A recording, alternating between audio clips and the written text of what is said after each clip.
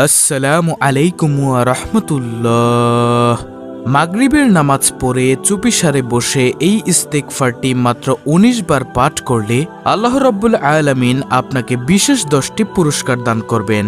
তার মধ্যে সবচেয়ে দামি পুরস্কার হলো এই দুনিয়াতে আল্লাহ তাআলা আপনার জীবনের সকল গুনাহ ক্ষমা করে দিবেন এবং পূর্ববর্তী গুনাহের সমপরিমাণ নেক আপনার আমলনামায় যোগ করে দিবেন। সুবহানাল্লাহ, আল্লাহু আকবার। আর আরেকটি দামি পুরস্কার হলো মৃত্যুর পর অবশ্যই জান্নাত দান করবেন ইনশাআল্লাহ। প্রিয় দর্শক, আজকের আমলটি খুবই দামি একটি আমল, তাই আমি বিশ্বাস করি যে ব্যক্তি চায় মৃত্যুর পর জান্নাতে লাভ করতে এবং যে ব্যক্তি চায় এই দুনিয়ায় থাকতে সকল গুনাহ মাফ করাতে, সে আজকের ভিডিওটি অবশ্যই সম্পূর্ণ দেখবে এবং এইখান থেকে আমলটি সুন্দরভাবে শিখে পরবর্তীতে সেও এই আমলটি করবে ইনশাআল্লাহ। সে ব্যক্তি আল্লাহ তাআলার দরবার থেকে 10টি পুরস্কারের ভাগীদার হয়ে যাবে। দর্শক, একজন মুমিন মুসলমান হিসেবে ভিডিওটি আপনার জন্য খুবই গুরুত্বপূর্ণ, তাই মনোযোগ সহকারে ভিডিওটি দেখার ও শোনার জন্য অনুরোধ রইল। প্রিয় দর্শক, এই দুনিয়াতে তো আমরা গুনাহের কাজ কম করলাম না। গুনাহের কাজ করতে করতে আমাদের একেবারে আমলনামা নেকের দিক পুরোই শূন্য, কিন্তু গুনাহের দিক অনেক ভারী। যেদিকেই তাকাই সেদিকেই দেখি শুধু গুনাহ আর গুনাহ, এমন কোনো দিক নেই যে গুনাহ রাশি নেই। গুনাহের সমুদ্রে আমরা এই পর্যন্ত হাবুডুবু খাচ্ছি। প্রিয় দর্শক, এই গুনাহ রেখে যদি আমরা কবরে যাই তাহলে কি উপায় হবে আমাদের? নবীজি সাল্লাল্লাহু আলাইহি ওয়াসাল্লাম বলেন, বেঈমানকে কবরের মাটি এমন জোরে চাপ দিবে যে তার এক পাঁজরের হাড় আরেক পাঁজরের মধ্যে ঢুকে যাবে। নাউজুবিল্লাহ। আল্লাহ তাআলা এমন একটি বিষধর সাপ বেঈমানের কবরের মধ্যে দিয়ে দিবেন, যেই সাপের একটি ছোবলে ৭০ হাত মাটির নিচে চলে যাবে। সেখানে মৃত্যু নেই প্রিয় দর্শক, আজীবনের জন্য সে বাঁচবেও না মরবেও না, এমন কঠিন আযাব তাকে দেওয়া হবে। আল্লাহ তাআলা আমাদেরকে উক্ত আযাব থেকে বেঁচে থাকার তৌফিক দান করুক, আমিন। তো কিভাবে আমরা এই আযাব থেকে বাঁচতে পারবো? অবশ্যই বেশি বেশি তওবা ও ইস্তেগফার করার মাধ্যমে আমরা বাঁচতে পারবো। রাসূল সাল্লাল্লাহু আলাইহি ওয়াসাল্লামের হাদিসের মধ্যে বলেন, হে উম্মত, আমি নবী দৈনিক ৭০ বারেরও অধিক তওবা ইস্তেগফার পাঠ করি। তাহলে একটিবার ভেবে দেখুন, যে নবীর কোনো গুনাহ নেই, যেই নবী একেবারেই নিষ্পাপ, সেই নবী যদি দৈনিক ৭০ বারের অধিক তওবা ইস্তেগফার করতে পারে, তাহলে আমরা কেন তওবা ইস্তেগফার করতে পারি না?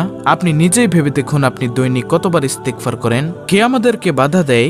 অবশ্যই শয়তান আমাদেরকে বাধা দেয়। আর শয়তানের বাধা আমরা মানব না। আমরা আজকে ইনশাআল্লাহ এই আমলের মাধ্যমে সুন্দরভাবে তওবা করব এবং জীবনের সকল গুনাহ ক্ষমা করিয়ে নিব। এই পৃথিবীতে আল্লাহ তাআলা কত বড় বড় পাপী, কত বড় বড় বেঈমানকে আল্লাহ তাআলা মাফ করে দিয়েছেন, সেটার কোনো হিসাব নেই প্রিয় দর্শক। তাই চলুন আপনাদেরকে একটি বেঈমানের ঘটনা শোনাই, যেটা একটা শিক্ষণীয় ঘটনা। হযরত আবু সাঈদ খুদরি রাদিয়াল্লাহু তাআলা আনহু এই হাদিসটি বর্ণনা করেন। এক লোক বনি ইসরায়েলের জামানার মধ্যে ৯৯ জন মানুষকে হত্যা করেছিল। বুঝতেই তো পারছেন কত বড় পাপী। সেই ৯৯ জন মানুষকে হত্যাকারী পাপী এক সময় তার দিলের মধ্যে আল্লাহর ভয় আসলো। সে বলল, হায় আফসোস, এই জীবনে তো গুনাহের কাজ কম করলাম না, এখন আর আমি গুনাহের কাজ করব না, এখন আমি খালেস নিয়তে তওবা করতে চাই। সে ব্যক্তি তওবার নিয়তে একজন ভালো মানুষ খুঁজতে লাগলো। এক এলাকায় গিয়ে জিজ্ঞাসা করার পর ওই এলাকার মানুষ বলল, ওই খ্রিস্টান পাত্রের নিকট তুমি যাও, সেখানে গিয়ে তওবা করো। তখন ওই ৯৯ জন মানুষ হত্যাকারী ব্যক্তি এক খ্রিস্টান পাদ্রীর কাছে গিয়ে বলল, আমাকে কি আল্লাহ তাআলা মাফ করবেন? আমি তো এত বড় পাপী। তখন সেই খ্রিস্টান পাদ্রী বলল, তুমি ৯৯ জন মানুষকে হত্যা করেছ, তোমাকে আল্লাহ তাআলা মাফ করবেন না, তুমি চলে যাও। তখন সেই লোক অত্যন্ত রাগান্বিত হয়ে বলল, যদি আল্লাহ তাআলা আমাকে মাফ নাই করেন তাহলে আমি আজকে ১০০ জনে পূর্ণ করব, আমি আপনাকেও হত্যা করে ফেলব। তারপর ওই খ্রিস্টান পাদ্রীকেও সে হত্যা করলো। এখন আবার কিছুদিন যাওয়ার পর সেই লোকের অন্তরে আবার আল্লাহর ভয় আসলো। সে বলতে লাগলো, হায়রে, এই জীবনে তো কত গুনাহের কাজ করলাম, আজকে আমার তওবা করা দরকার। সে তওবার উদ্দেশ্যে আবার একজন ভালো মানুষ খুঁজতে লাগলো।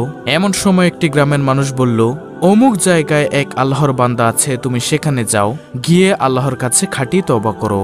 তারপর সকল মানুষের কথা শুনিয়া সেই ব্যক্তির নিকটে গেল। সেই ব্যক্তির নিকটে গিয়ে বলল, ইতিপূর্বে আমি ১০০ জন মানুষকে হত্যা করেছি, আমাকে কি আল্লাহ তাআলা মাফ করবেন কিনা বলুন। তখন সেই আল্লাহওয়ালা বুজুর্গ ব্যক্তি বলল, হ্যাঁ অবশ্যই, আল্লাহ তাআলা তোমাকে মাফ করবেন।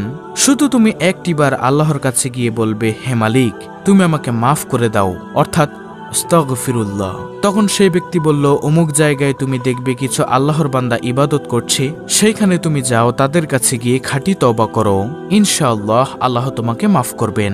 তখন সেই বনি ইসরায়েলের জামানার 100 জন মানুষকে হত্যাকারী ব্যক্তি সেই জায়গায় যাওয়ার সময় পথিমধ্যে আল্লাহ তাআলার হুকুমে মালাকুল মউত আজরাইল আলাইহিসসালাম এসে পড়ল। এসে তার জানটাকে কবজ করে নিয়ে গেল। তার দেহটা মাটিতে পড়ে রইল। এখন তার জানকে নেওয়ার জন্য অর্থাৎ তার রূহকে নেওয়ার জন্য জান্নাতের একদল ফেরেশতা আসলো, আবার জাহান্নামের একদল ফেরেশতাও আসলো। জান্নাতের ফেরেশতারা কি জন্য আসলো? তারা বলতে লাগলো যে সে তো তওবা করার জন্য যাচ্ছিল, আমরা তাকে জান্নাতে নিয়ে যাব। আর জাহান্নামের ফেরেশতারা বলল সে তো এখনো তওবা করে নাই, তাই আমরা তাকে জাহান্নামে নিয়ে যাব। তারা ঝগড়া করতে লাগলো। এমন সময় আল্লাহ তাআলার তো অনেক মায়া।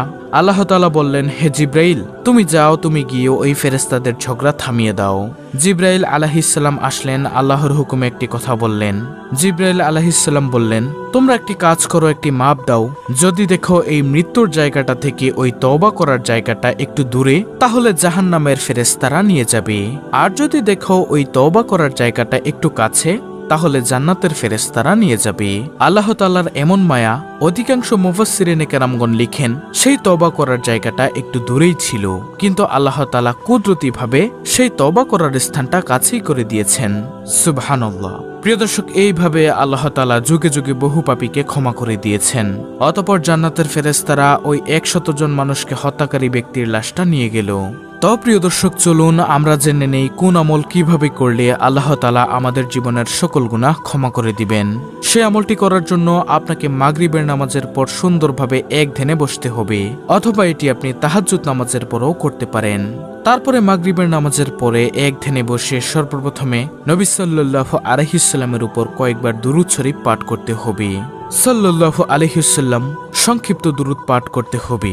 তারপরে 19 বার আপনাকে পড়তে হবে এই ছোট্ট ইস্তেগফারটি, যেটি হলো আস্তাগফিরুল্লাহ রাব্বি মিন কুল্লি জামবি ওয়া আতুবু ইলাইহি লা হাওলা ওয়ালা কুওয়াতা ইল্লা বিল্লাহিল আলিয়্যিল আযীম। প্রিয় দর্শক, আমি আবার বলছি, আস্তাগফিরুল্লাহ রাব্বি মিন কুল্লি জামবি ওয়া আতুবু ইলাইহি লা হাওলা ওয়ালা কুওয়াতা ইল্লা বিল্লাহিল আলিয়্যিল আযীম।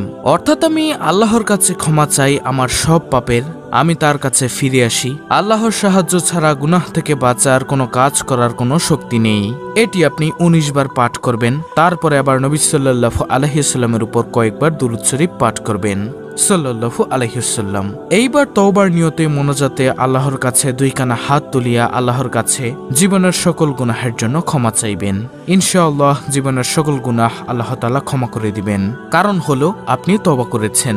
নবীজি সাল্লাল্লাহু আলাইহি ওয়াসাল্লাম বলেন, যে ব্যক্তি তওবা করে আল্লাহ তাআলা তার পূর্ববর্তী গুনাহের সমপরিমাণ নেক তার আমলনামায় যোগ করে দেন এবং জীবনের সকল গুনাহ মাফ করে দেন। আল্লাহু আকবার। এছাড়াও আল্লাহ তাআলা আপনাকে আপনার রিজিকের পেরেশানি দূর করে দিবেন, সকল সংকট দূর করে দিবেন, আপনার অন্তরের মধ্যে ঈমানের নূর দান করবেন, আমলের মধ্যে বরকত দান করবেন, আল্লাহ তাআলার প্রিয় বান্দা হিসেবে কবুল করবেন, শয়তানকে আপনার থেকে দূরে সরিয়ে দিবেন, নেক সন্তান দান করবেন। অবশ্যই যদি তওবার মতো তওবা করতে পারেন, মৃত্যুর পর ইনশাআল্লাহ আল্লাহ তাআলা যদি চায় আপনাকে জান্নাতুল ফেরদৌস নামক উচ্চ মাকাম দান করবেন ইনশাআল্লাহ। তো এই ছিল আমাদের আজকের ভিডিও, অত্যন্ত গুরুত্বপূর্ণ একটি ভিডিও। ভিডিওটি ভালো লাগলে অবশ্যই চ্যানেলটিকে সাবস্ক্রাইব করে পাশে থাকা বেল বাটন অল বাজিয়ে দিবেন। ভিডিওটিতে একটি লাইক দিবেন এবং কমেন্টে আমিন লিখবেন, সুবহানাল্লাহ লিখবেন, আলহামদুলিল্লাহ লিখবেন এবং অন্য মুসলিম ভাই বোনদের কাছে ভিডিওটি শেয়ার করে দিবেন, যেন তারাও দেখে শিখে আমলটি করতে পারে, এই আমলটি করে তার সকল গুনাহ ক্ষমা করিয়ে নিতে পারে। আল্লাহ রাব্বুল আলামিন আমাদের সকলকে তওবা ইস্তেগফার করে আমাদের সকল গুনাহ মাফ করিয়ে নেওয়ার তৌফিক দান করুন। আমিন।